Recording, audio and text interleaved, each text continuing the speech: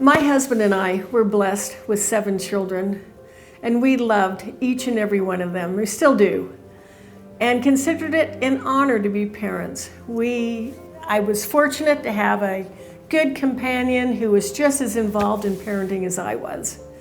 And I acknowledge not everyone gets that, and I'm very grateful for it.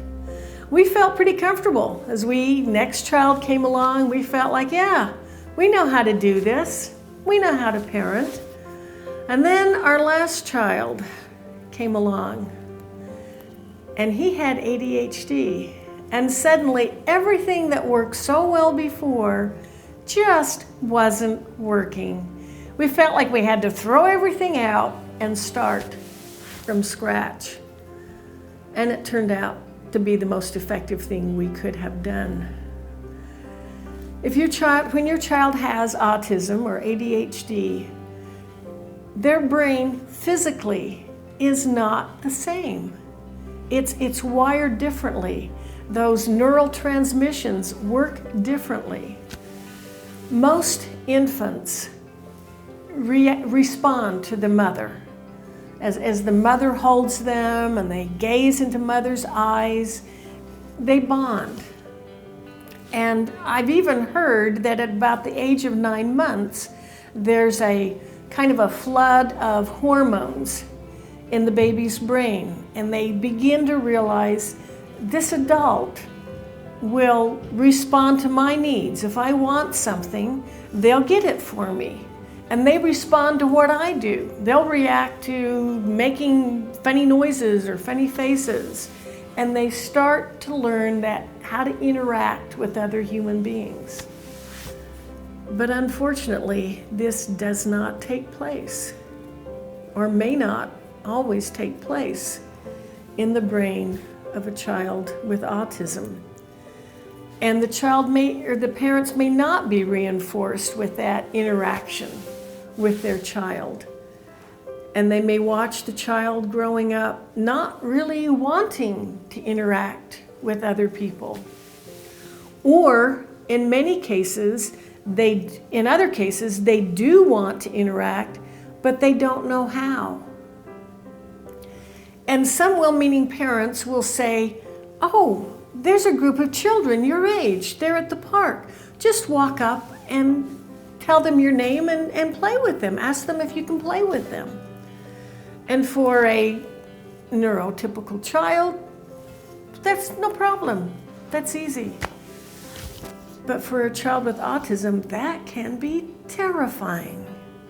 That could be like asking them to jump off a high cliff. And parents may not understand that. They may not understand why, well, your siblings didn't have any trouble with that. Why is that a problem for you? And some of the simple tasks like keeping track of your homework, knowing not to interrupt a conversation, that we are just a natural part of growing up, suddenly are insurmountable challenges. Dealing with noise.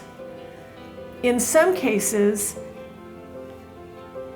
what sounds like an average level sound to you is deafening to them. What feels like just a light touch to you could feel like a slug to them.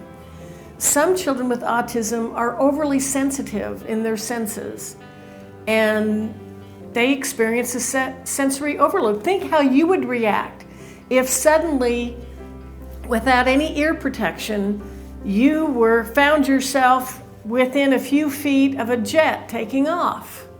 How would you react? What would you do? And you may see those same reactions in your child. Now, I've heard often that if you know one child with autism, you know one child with autism. Unlike other disabilities, it varies so greatly that you can't look at maybe your neighbor has a child with autism and you're thinking, okay, so my child is going to act like theirs. That's not going to be the case. It may not be the case. Your child may react completely differently. There is So there are so many different ways that a child with autism can react. Some are rather outgoing, almost to the point of being overbearing, and some are extremely withdrawn. Some are sensitive to noise, some don't. Some of them are calmed. It calms them down to be moving, and others, that's irritating.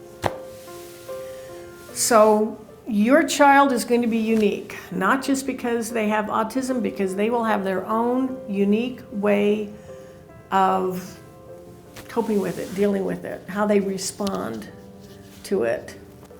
So understand that your child will not follow the usual benchmarks that you expect all children to follow.